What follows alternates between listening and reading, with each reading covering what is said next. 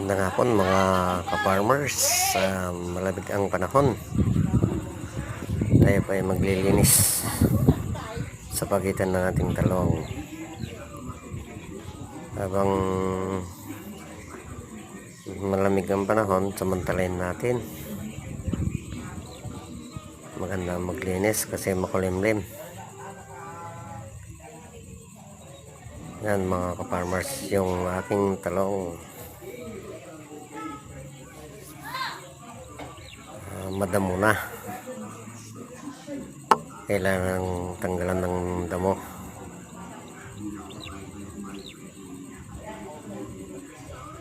Three months na po ang aking talong,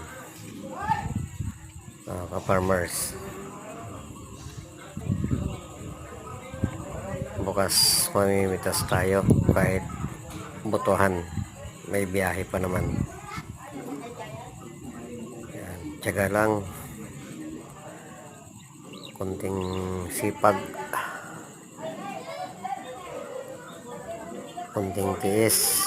Kahit mababa ang presyo ng talong, pipitasin pa natin para hindi masayang.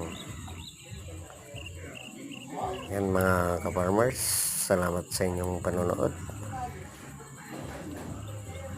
Mga followers, non-followers, viewers, good evening sa inyong lahat.